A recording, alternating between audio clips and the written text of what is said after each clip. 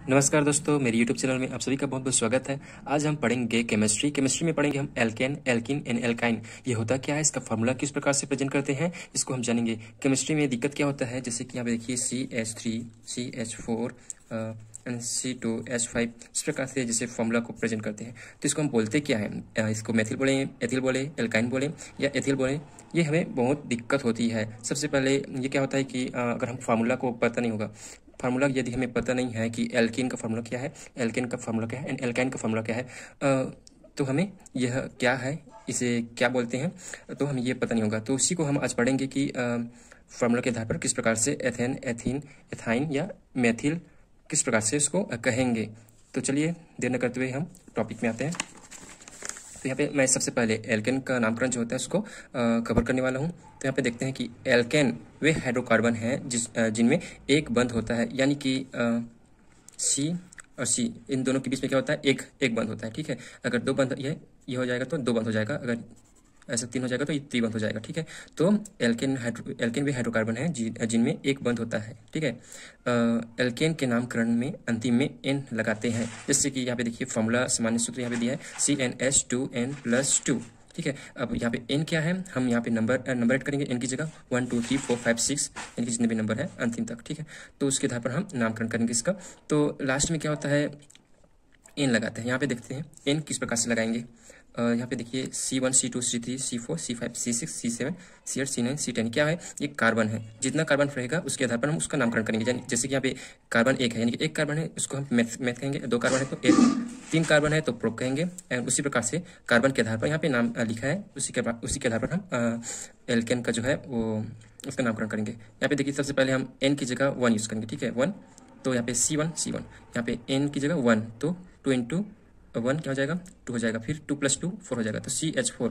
यहाँ पे हम पढ़ रहे हैं एल्केन के बारे में। ठीक है, तो यहाँ पे देखिए एक कार्बन है तो मेथ कहेंगे, तो यहाँ पे भी एक कार्बन है तो इसको हम मेथ कहेंगे। लेकिन अंतिम में क्या लगाना है, हमें एल्केन के नामकरण के अंतिम में एन लगाना है, तो मेथ के अंतिम में हम क्या लगा देंगे, एन लगा देंगे। ठीक है, तो ये मेथेन हो जाएगा।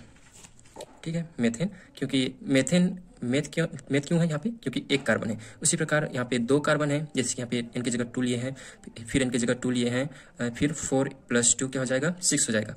तो ये क्या हो गया C2H6, ये क्या हो जाएगा एथेन, क्योंकि एथेन क्योंकि यहाँ पे कार्बन 2 है और अंतिम में क्या लगाना है, एन लगाना है। तो कार्बन तो है तो ये एथ हो गया और अंतिम में लगाना है हमें एन, ये हो गया एथेन। इसी प्रकार हम एन की जगह नंबर लेते जाएंगे 1 2 3 4 5, और कार्बन के जो संख्या उसके आधार पर हम उसका नामकरण करते जाएंगे।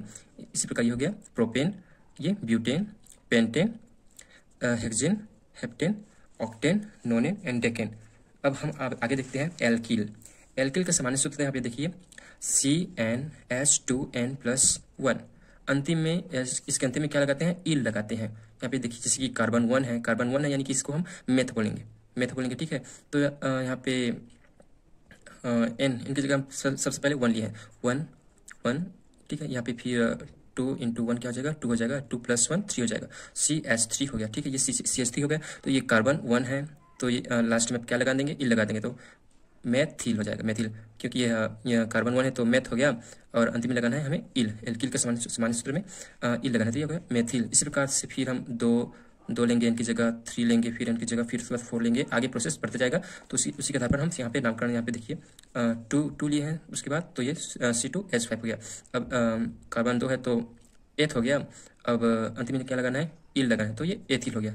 उसी प्रकार से ये प्रोपिल, ब्यूटिल एंड पेंटिल। ठीक है, तो आगे हम देखते हैं, जैसे कि फर्स्ट हमने एल्केन का देखा, अब आगे हम देखेंगे एल्किन का। ठीक है, यहाँ पे कंफ्यूज नहीं होना है कि यहाँ पे देखिए मैंने एल्केन के बाद मैंने एल्किल पढ़ा, लास्ट में क्या है, ल है। ठीक है, एल्किल। अब हम पढ़ेंगे एल्किन, लास्ट में क्या रहेगा, न। ठीक है, तो कंफ्यूज नहीं होना, एल्किन। ठीक है, ये एल्किन का है। अब एल्किन का पढ़ेंगे, यहाँ पे देखिए ये द्विबंध होते हैं, ये द्विबंध वाले असंतृप्त हाइड्रोकार्बन है। इनके अणु में एक कार्बन द्विबंध होते हैं, यानी कि C, ये डबल बॉन्ड होते हैं। ठीक है, ये डबल बॉन्ड वाले होते हैं। एल्किन नामकरण के अंतिम में इन जोड़ा जाता है, नाम से पता है, जैसे कि एल्किन है तो लास्ट में क्या जोड़ेंगे, इन जोड़ेंगे। ठीक है, तो इसका सामान्य सूत्र यहाँ पे देखते हैं CnH2n है। अब इनकी जगह फिर से वही वाला फॉर्मूला इनपुट करेंगे कि इनकी जगह हम 1 2 3 4 5 जोड़ते जाएंगे। तो हमने यहाँ पे देखिए वन जोड़ा तो ये वन हो गया, फिर ये वन हो गया, तो क्या होगा, क्या आया, CH2 आया। तो CH2 यानी कि एक कार्बन है, ये हो गया मेथ हो गया। अब इसके अंतिम में क्या जोड़ना है हमें, इन जोड़ना है, तो ये मेथिन हो गया, CH2 मेथिन हो गया। ये हो गया आपका इसी प्रकार ethene, propyne, butene, pentene, hexyne, heptyne, octyne, nonyne, decyne. यहाँ पे कंफ्यूज नहीं होना है कि प्रोपिन क्यों बोल रहे हैं, क्योंकि यहाँ पे प्रोपिन इसलिए बोला जा रहा है क्योंकि C3 कार्बन 3 है, इसलिए इसको प्रोप बोलेंगे। और हम ये वाला फॉर्मूला इनपुट कर रहे हैं, तो इसलिए यहाँ पे अंतिम में इन जोड़ देंगे, ठीक है। तो ये हो गया आपका प्रोपिन। अब आगे हम पढ़ेंगे एल्काइन।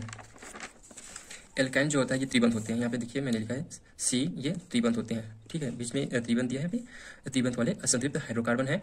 एल्काइन का नामकरण में अंतिम में आइन जोड़ते हैं, नाम से पता है एल्काइन यानी कि लास्ट में आइन जुड़ा है, तो आइन लगाया जाता है लास्ट में इसके नामकरण में। तो इसका सामान्य सूत्र CnS2n-2, ठीक है, उसी प्रकार है, यानी कि कार्बन के आधार पर ही नामकरण करना है, meth, eth, prop, but, pent, hex, hept, oct, non and dec. तो यहाँ पे देखिए फर्स्ट हम वन रखेंगे, वन यहाँ पे वन, तो ये क्या आ जाएगा CH, तो ये मिथाइन हो गया। तो इसे हम क्या कहेंगे, मिथाइन कह रहे हैं ना, चूंकि यहाँ पे देखिए ये अधिकतर यूज नहीं होता क्योंकि C के साथ केवल एक हाइड्रोजन है, तो ऐसा नहीं है, इसके साथ C के साथ 2 कार्बन होना चाहिए, या तो 3 कार्बन होना चाहिए, या तो 4 कार्बन, ठीक है, अधिकतर 1 कार्बन नहीं होता, इसलिए इसको यूज नहीं किया जाता है कि मिथाइन है करके, अधिकतर नाम कहीं पे देखने को नहीं मिलता है मिथाइन, ठीक है, मिथाइल ही मिलता है।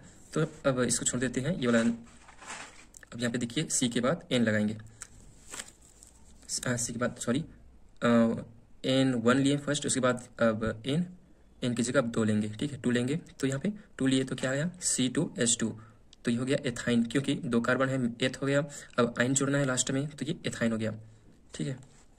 अब उसी प्रकार ये प्रोपाइन हो गया, ये ब्यूटाइन, पेंटाइन, हेक्साइन, हेप्टाइन, ऑक्टाइन, नोनाइन, डेकाइन, ठीक है। इसमें मैंने बताने का मेरा मकसद यह था क्योंकि फॉर्मूला में क्या होता है कि इस प्रकार से दे देंगे C5H8, इसको क्या बोलते हैं, ठीक है, पेंटाइन बोलेंगे, हेक्साइन बोलेंगे, या हेप्टाइन बोलेंगे। तो हमें अगर ये पता नहीं होगा कि इस फॉर्मूला के आधार पर हमने बनाया है, अभी ये पता नहीं होगा कि 5 कार्बन होता है तो उसको पेंट बोलते हैं। फिर ये H8 क्यों आया है, किस प्रकार से आया, क्योंकि ये वाला फॉर्मूला यूज़ करके हमने लाया है। तो ये फार्मूला यूज़ करके हम अगर लाते हैं तो उसके अंतिम में क्या लगाते हैं, आइन लगाते हैं, ठीक है। तो हम फटाक से बता देंगे कि इसका कार्बन 5 है और H8 कैसा है, क्योंकि ये वाला फार्मूला से लाया है, तो लास्ट में अंतिम में आइन लगा देंगे। तो इस प्रकार से हम जान लेंगे कि ये पेंटाइन है। तो ये कन्फ्यूजन होता है केमिस्ट्री में कि इसे क्या कहेंगे, मिथाइल बोलते हैं, मिथिन बोलते हैं, या मिथाइन बोलते हैं। अगर आपको यह पता होगा तो ज़रूर आपको ये पता चल जाएगा कि ये फॉर्मूला है क्या, ठीक है। उसका सूत्र भी याद रखने की ज़रूरत होती है। यहाँ पे मैंने जो फॉर्मूला भी बताया है, एल्कीन का हो या एल्काइन का हो, या एल्केन या एल्किल का हो, ये याद रखना बहुत ही ज़रूरी है। आपको मैंने सरल तरीक़ों से बता दिया है, आप प्लीज़ इसको याद कर लें। Thank you.